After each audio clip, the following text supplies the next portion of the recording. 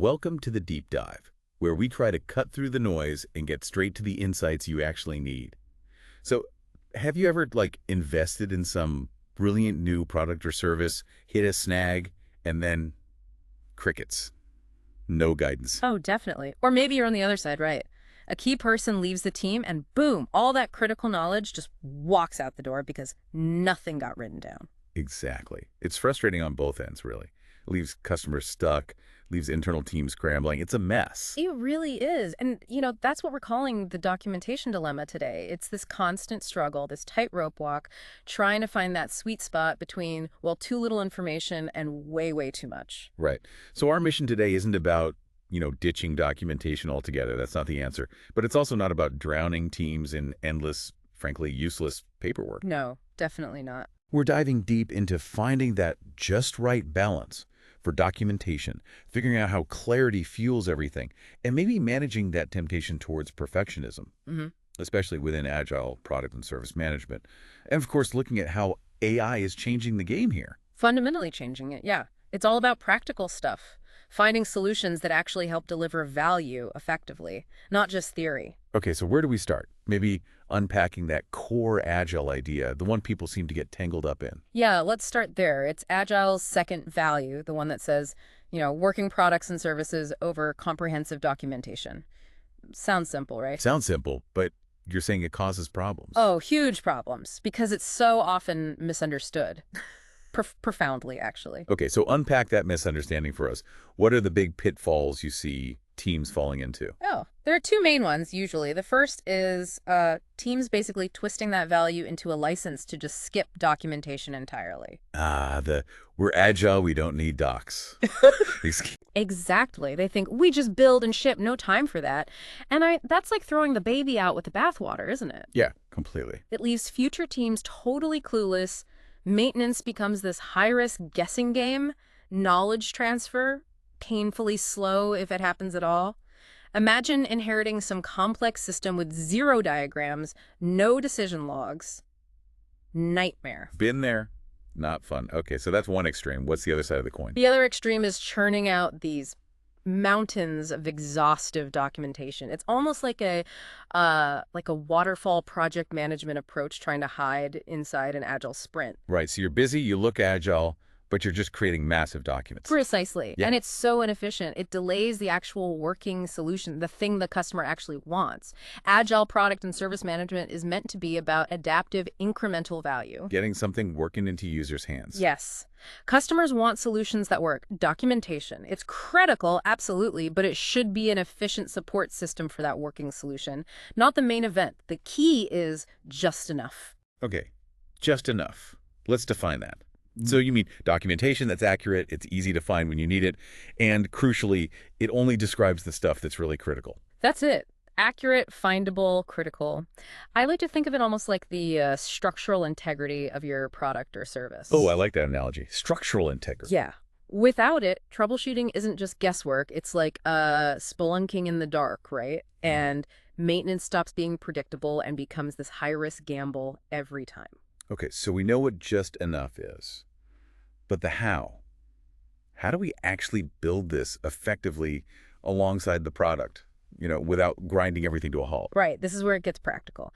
And it's also where AI is starting to offer some genuinely transformative possibilities. The first thing is documentation can't be an afterthought. It just can't. So that's the thing you tack on at the end. No way. It has to be an integral part of your agile iteration, like a deliverable itself in a way. You capture the core details while you're implementing, when the knowledge is fresh in your head. Because if you put it off, Later almost always becomes never.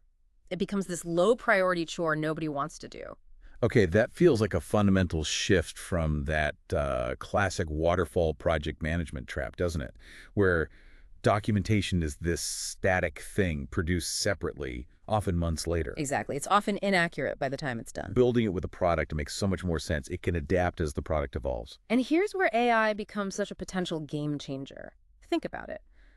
As you're doing the work, capturing notes, refining code, discussing designs in Slack or Teams, AI can assist. How specifically? Well, AI tools can now, quickly summarize meeting notes. They can automatically generate technical diagrams from software architecture if you feed them the right info, or draft initial user guides based on internal technical notes. Wow. So it's like having a super fast, tireless assistant who's just organizing the information as you create it. That's a great way to put it, a tireless assistant. It means AI isn't just automating documentation in the old sense. It's allowing teams to fundamentally rethink where they spend their energy. Okay, that's a huge shift for our listeners to really think about. It's not just faster typing. Absolutely not. It empowers teams to shift away from that often tedious, time-sucking process of creating documentation totally from scratch.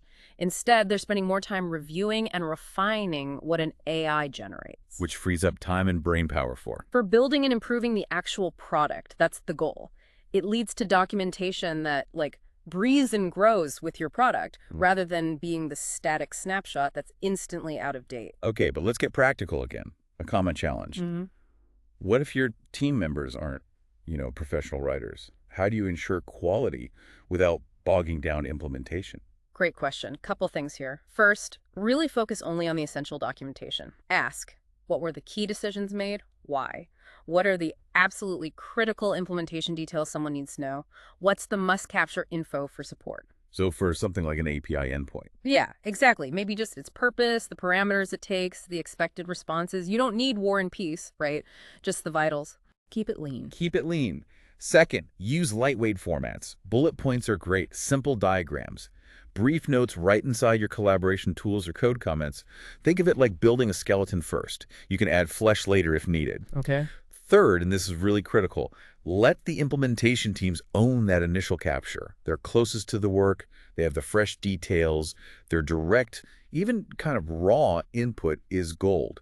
Don't sanitize it too early. Get the raw knowledge down first. Get it down. Then finally, leverage AI. Use it to automate parts, sure, but also to help clarify messy notes, adapt the tone for different audiences, maybe even spot gaps you missed. Okay, so this approach creates just enough structure, just enough information to support the product. Leaves room to enhance it later if needed, but avoids getting totally bogged down up front. Precisely. It fits perfectly with that agile idea of iterative delivery. Deliver value, document the essentials, learn, repeat. And you mentioned another benefit. Yeah, documenting as you build often acts as a kind of real-time validation check. It forces you to articulate things clearly, and sometimes that reveals hidden issues or assumptions during implementation. Like you only realize the problem when you try to explain it? Exactly. I saw a team realize mid-sprint, just by trying to document an architectural decision they'd made, that it would create this huge performance bottleneck down the road. Wow. They caught it early, purely through the act of documenting, redesigned it, saved themselves weeks of pain later. Bringing AI into this just amplifies those benefits. Faster summaries, clearer diagrams can surface those issues even quicker. But there's a flip side to AI here, isn't there? A potential pitfall. Oh, absolutely. A crucial warning. You must give AI clear instructions and boundaries. Be specific about what you need documented, the format, the audience, the level of detail. Because Otherwise, you risk getting just a massive dump of AI-generated text. Pages and pages that nobody has time to read or maintain. It completely defeats the purpose of concise, valuable documentation. AI is a tool. It needs precise guidance. Got it. Precision is key. So, okay, let's try and distill this down. If we were to give people, say, 4 key principles for getting documentation right in Agile product and service management, what would they be? Okay, 4 principles. First, always prioritize working solutions. That's the prime directive. Right. Value first. Second, integrate documentation into your iterations. Make it part of the flow, not an afterthought. Built in, not bolted on. Exactly. Yeah. Third, capture the essentials during implementation. Aim for just enough, practical, not perfect. Get the core knowledge down while it's fresh. Practical, not perfect. Yeah. I like that. And fourth, leverage AI intelligently. Use it to assist with creating right-sized, tailored documentation as you go. Don't just hit generate and walk away. okay. Prioritize working solutions, integrate docs, capture essentials practically, leverage AI smartly. That's the core of it. Apply those, and you'll find your customers get more reliable working solutions faster, and your team actually retains the vital knowledge needed to support and improve things long term. It's a win-win. That's a really powerful way to reframe documentation. Okay, that naturally leads us into a second critical element you mentioned, clarity. I remember being in this big kickoff meeting once. Sponsor was super confident, the plan looked tight on paper. But weeks later, nothing had really happened, just churn. Meanwhile, another team, same company, different project, was already building prototypes, getting feedback. Yeah. What gives? What's the difference? Clarity. Simple as that usually. Not the process, not the tools, although they matter.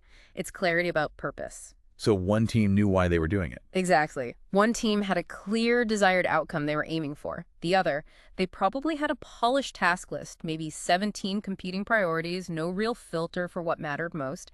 Confusion becomes this hidden tax your team pays constantly for unclear direction. And that tax adds up fast, believe me. A confusion tax. I like that framing. And there's actually neuroscience behind why this is so debilitating, isn't there? Oh, absolutely. It's fascinating. When direction is unclear, our brains don't just sit back patiently and wait for instructions. The amygdala, that's our brain's early warning system, treats ambiguity as a potential threat. Like danger. Yeah, basically. What your team's collective nervous system hears is, something's not right here. We might be in danger.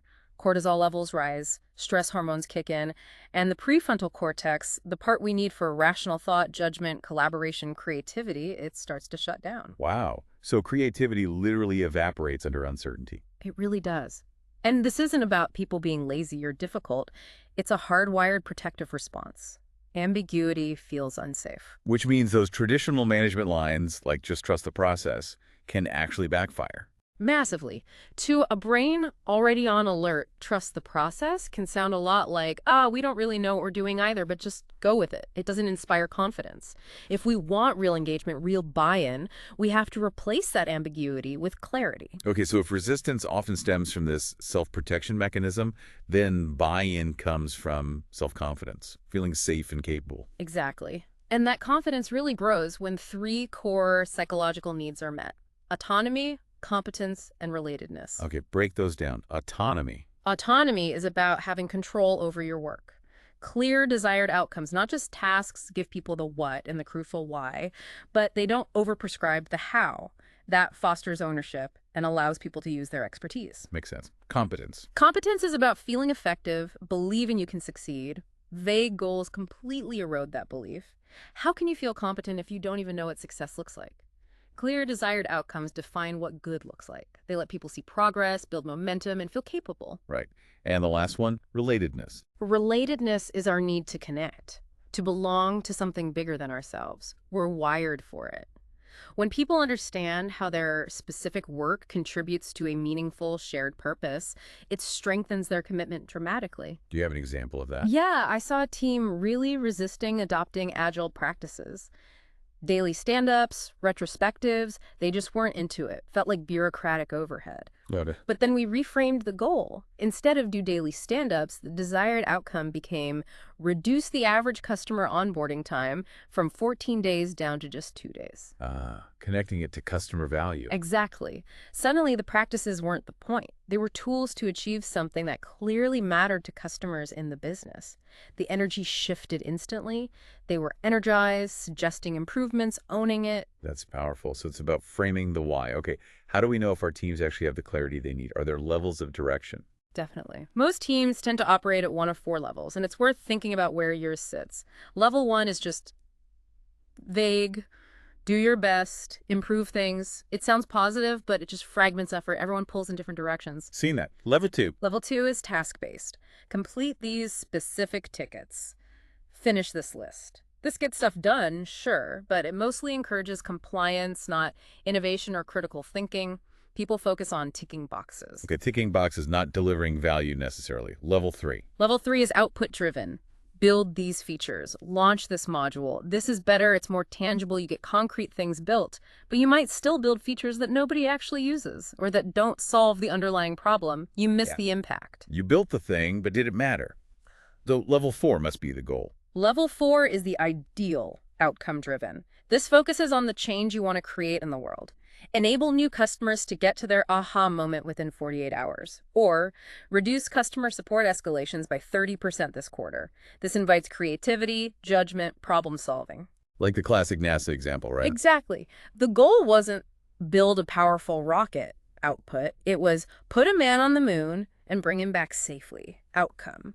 That clear, ambitious outcome drove every single decision, every innovation. So translating vision into clear outcomes is a real skill. It means shifting our language. Absolutely. Moving away from vague aspirations like delight our users. I mean, what does that even mean? Hard to measure delight. Very.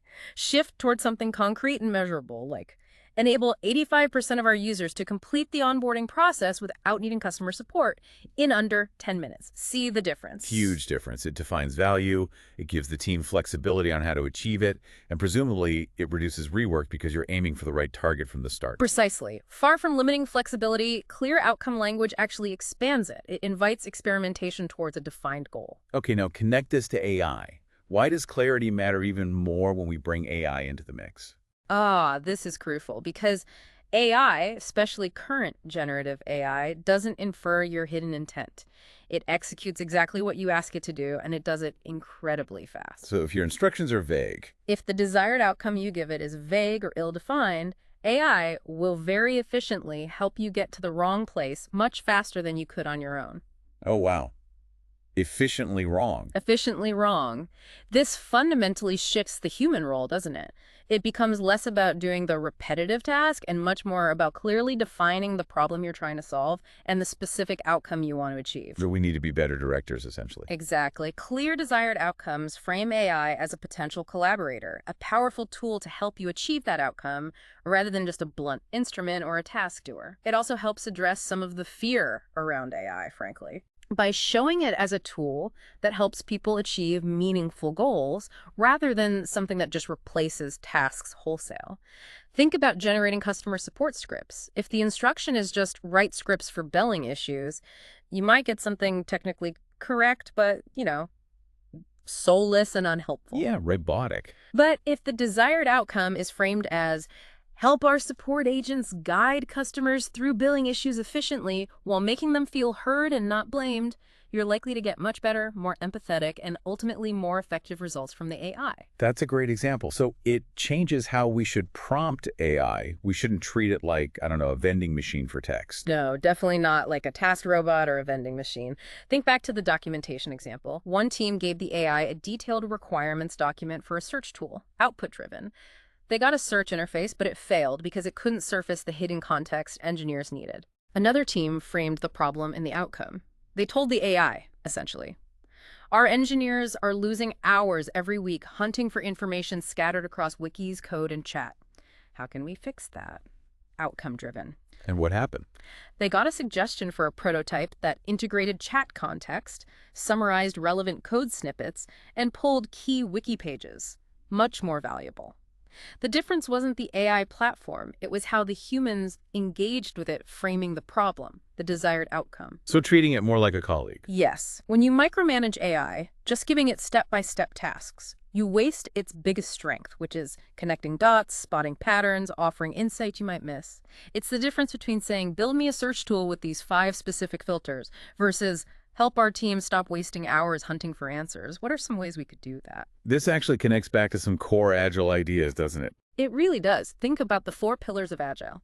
Context, giving the AI meaningful background info, not just a command. Mindfulness, reflecting on what you truly want to achieve before you ask. Respect, allowing the AI to propose ideas, not just execute orders. And trust, which builds over time as you get valuable results. Okay, so practically, how do people start shifting their AI prompting style? Describe your desired outcome clearly, as if you were delegating to an intelligent and trustworthy human colleague. Add meaningful context. Why does this matter? Who is it for? What constraints exist? Then, crucially, invite the AI to suggest the how. Ask it for options, ideas, approaches. So it becomes a conversation. Exactly. Prompt, review the output critically, refine your prompt based on what you learn, maybe ask follow-up questions, repeat, co-create with the AI. It might feel a bit slower initially than just firing off commands, but it's not really. Because solving the wrong problem 5 times fast is what really slows you down. So true. Okay, I've definitely seen situations where a team seems resistant and managers think it's non-compliance, but maybe it's actually what you were saying earlier. It's a request for clarity. Very often, yes. Resistance isn't always defiance. It's frequently a signal that something is unclear or feels unsafe. What are the red flags we should watch for? Signs that clarity might be missing. Watch for tasks that just languish, with no real progress week after week, constant rework or needing to revisit decisions repeatedly, people seeming passive or disengaged in meetings, especially after the initial kickoff excitement fades. These often point to a breakdown in direction clarity. So if you see those signs, what should you do? Ask clarifying questions and, crucially, invite the team into finding the answers. Questions like, okay, let's reset. What change are we actually trying to create here? Who benefits most if we succeed? How will we know specifically that we've succeeded? Don't just provide answers, co-create the clarity. Ownership starts right there with understanding the direction. That makes sense. And this ties into metrics too, right? Because you can have a dashboard showing, say, 92% story completion, 0 open defects. Looks great. But if the team feels totally disengaged or the customer isn't happy, those are just vanity metrics. Exactly. They look good on a chart, but they don't tell you if you're actually making a difference, if you're delivering real value. That's the danger. So outcome-based metrics are the antidote. They're a huge part of it. They connect what we do day to day with why we're doing it. They make the value visible. Can you give us some concrete strategies? How can teams shift from just checking boxes to genuinely focusing on delivering value, using metrics? Sure. Here are 5 practical strategies. First, swap lag measures for lead measures where possible. Instead of only tracking Net Promoter Score after release, a lag measure, maybe track the number of customer pain points resolved during the iteration, a lead measure. Okay, leading indicators of value. Exactly. Second, use value-based iteration goals. Stop setting goals like finish stories A, B, and C. Instead, try framing the goal around the outcome. This iteration, our goal is to reduce customer support escalations by 30% by improving the self-service options. Ties the work directly to the impact. Number 3. Third, reframe your retrospectives. Go beyond just what went well, what didn't. Ask questions like, what outcomes did we actually achieve for our users this past iteration? Did we move the needle on our key metrics? Oh, because the reflection on impact. Fourth, start explicitly tracking customer impact. Things like time to value for new users, how quickly do they get success, or the reduction in support tickets related to a feature you just improved. These are human-centered signals. Got it. And the 5th strategy. Fifth, plan backward from the outcome. Start with the desired outcome, then ask, what's the absolute smallest meaningful step, the least amount of work we can do to make progress towards that outcome and learn something? This helps eliminate unnecessary filler work. Smallest meaningful step. I like that. These outcome-based metrics aren't just about tracking. They provide those psychological anchors we talked about. Autonomy, we know the goal. Mastery, we see progress. Purpose, we see the impact. They help prevent burnout, honestly. And they create the perfect environment for AI to thrive because the goal is clear, allowing AI to amplify insight and help you find the best path there. Okay, wow. Documentation clarity. That brings us to the 3rd big piece. Perfectionism. This one touches almost everyone, I think. We often celebrate perfectionism, don't we? Talk about high standards, striving for excellence. But when does that cross a line? When does it become a trap? That is such a crucial question because you're right. Aspiration, striving for excellence, those are generally positive things. We want to do good work. The problem creeps in when perfection becomes the only acceptable outcome, non-negotiable. Like an all-or-nothing situation. Exactly. It hardwires this belief. If it's not absolutely flawless, it's worthless. It creates this deep intolerance for any uncertainty, any imperfection. It manifests as this neurotic, endless checking and rechecking. Someone described it as like having a smoke detector that's been set way, way too sensitive. It's constantly blaring alarms, even when there's no real fire. Okay, but let me play devil's advocate for a second. What about fields like, say, surgery or building airplanes? Aren't there places where perfection is non-negotiable, where lives depend on it? You're absolutely right. In those specific high-stakes domains, incredibly high levels of precision and flawlessness are demanded, and rightly so. Good enough clearly isn't an option when you're landing a plane or performing brain surgery. Okay. But, and this is the key point for the vast majority of our professional reality, especially in product and service development, there simply isn't time for absolute perfection across the board. And more importantly, there's a significant opportunity cost if we're constantly chasing that elusive perfect state. We miss chances to learn, to adapt, to deliver value sooner. So there's a difference between healthy striving and unhealthy perfectionism. A huge difference. Healthy excellence is growth-oriented. It's adaptive. It embraces continuous improvement, Kaizen, right? Learning from mistakes. Unhealthy perfectionism, on the other hand, is usually fear-driven. Fear of judgment, fear of failure. It leads to procrastination. I can't start until I know it'll be perfect, delayed releases, intense anxiety, burnout, and ultimately disengaged teams who are afraid to try anything new. And it sounds like this isn't always just an individual trait. Organizations themselves can actually foster this unhealthy perfectionism, right? Yeah. It could be systemic. Oh, absolutely. It's often baked right into the culture. Think about organizations that disproportionately reward only zero defect outcomes, rather than celebrating the learning that comes from attempts, even failed ones. Or leadership that constantly emphasizes only flawless approaches, setting this unrealistic expectation for black and white, perfect execution. Rigid approval gates, long sign-off chains before anything sees the light of day. These create immense pressure to get everything perfect on the very first try because showing anything imperfect feels risky. Even though, ironically, customers are often quite understanding. They often are. Customers are frequently quite understanding, sometimes even excited to get early, imperfect glimpses of something new. And the feedback they provide from that raw, real-world perspective is incredibly valuable feedback you completely miss if you wait for perfect. Okay, so this perfectionist mindset, whether individual or systemic, must clash pretty hard with agile product and service management, and probably with leveraging AI effectively too. It clashes directly, fundamentally. It goes against core agile principles like early and continuous delivery, welcoming changing requirements, learning through iteration, adaptability. Perfectionism creates this suffocating, we only get one shot to get this right mentality. Which leads to, Yeah, all sorts of dysfunctional behaviors. Sprint backlogs that never seem to shrink because of endless analysis paralysis, delays in getting feedback because you're waiting until it's perfect, which means you miss crucial opportunities to pivot based on real learning. Accumulating rework because those initial assumptions you clung to inevitably turn out to be wrong once they hit reality. and what does it do to the team's psychology? It deeply erodes psychological safety. Team members become afraid to raise potential issues, hesitant to share early, imperfect work, scared to admit mistakes. Because in a perfectionist culture, anything less than flawless isn't just seen as suboptimal. It's often seen as failure, leading to blame, and that just stalls innovation completely. Okay, and how does AI amplify this whole problem? You mentioned it fuels the fire. AI truly throws fuel on the perfectionism fire. For a start, there's the sheer temptation of infinite prompt iterations. Just one more tweak. I can get this AI output even better. Just a little more polishing. Because the AI responds so quickly. Exactly. It feels so responsive, so controllable. It gives you this powerful illusion of complete control over the output.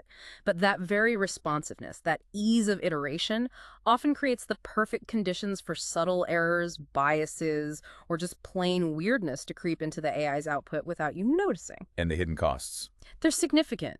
You spend disproportionate amounts of time on tiny diminishing return tweaks. You burn more compute time, which costs money.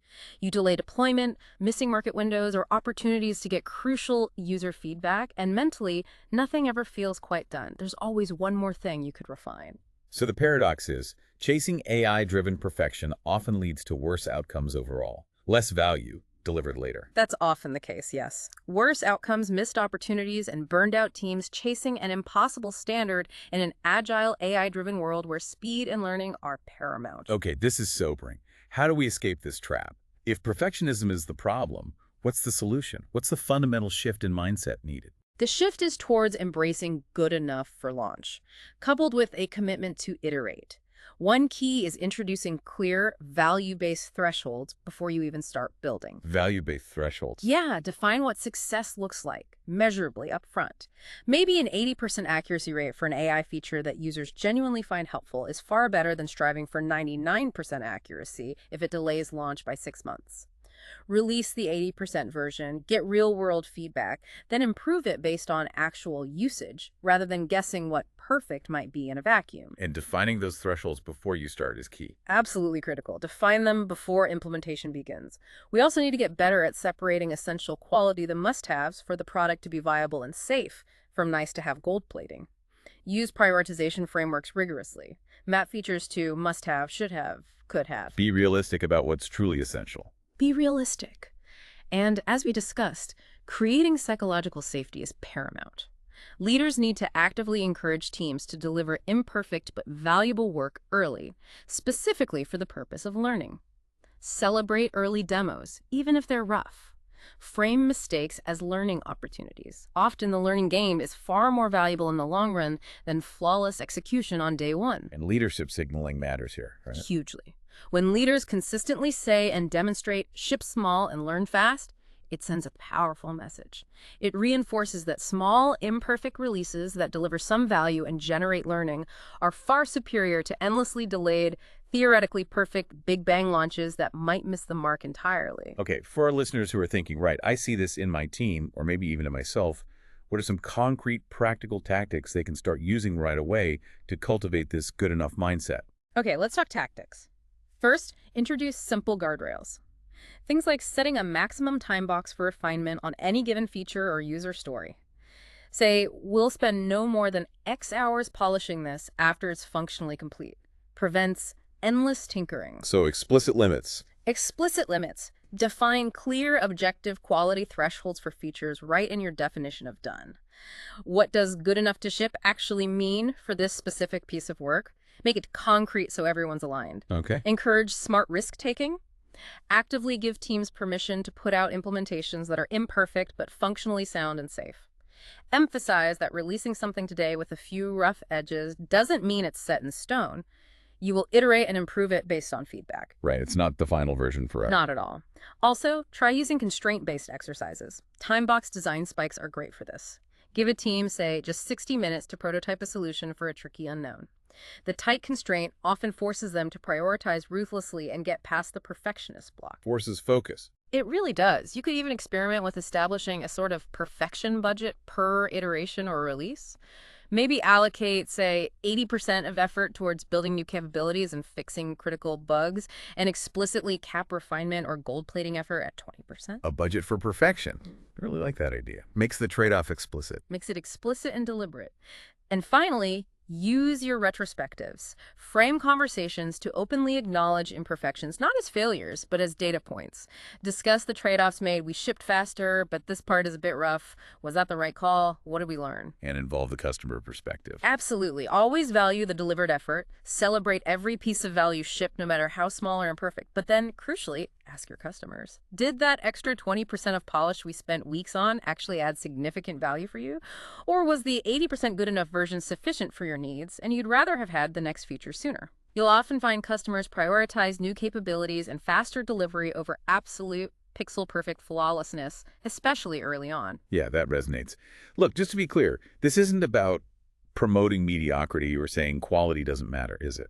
Not at all. Nobody wants sloppy work. Quality absolutely matters. This is about strategically balancing that very natural, very human desire for high quality and taking pride in our work with a smart allocation of our finite time and effort. So it enables continuous improvement, that Kaizen idea, but without blocking the delivery of value. Exactly. It allows for measured, sustainable, continuous improvement based on real feedback, rather than letting the quest for unattainable perfection paralyze progress and prevent us from delivering real value to customers as quickly and effectively as possible. What a fantastic deep dive. It really highlights how perfectionism, even though it sounds noble, can just consume so much time, energy, effort, often for diminishing returns leading to delays. Especially in agile product and service management, right? And particularly now with AI in the mix.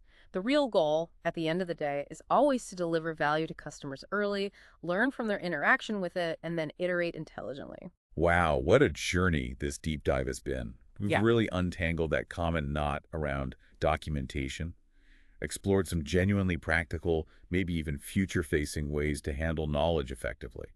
We've dug into why clarity is so fundamental and questioned that relentless pursuit of perfection. And, thinking about the future, it raises a really interesting question for you, our listener, to maybe chew on a bit. How might the continuous evolution of AI fundamentally reshape what we even mean by comprehensive documentation in the coming years? Interesting. We'll become less about static files, wikis, pages, and maybe more about dynamic AI-driven insights that adapt in real time based on the current state of the product or even based on a specific user's question or context. That's definitely something to think about deeply. The documentation becomes alive, almost. Okay, so maybe a direct challenge for you listening right now. Take a moment. Reflect honestly. How does your own team currently handle documentation? What about clarity of direction? that perfectionism tendency. Yeah, are you striking that right balance? Or are you perhaps leaning too far one way or the other on those scales? And have you considered, or maybe even started trying out, using AI tools to help with your documentation process, or achieving team clarity, or even just getting past those perfectionist hurdles? We'd genuinely love to hear about your experiences with this stuff. Absolutely. And of course, if you want to dive even deeper into the ideas we discussed today, you can find direct links to the source videos that sparked our conversation right there in the description below. Please do check them out. Thank you so much for joining us on this deep dive.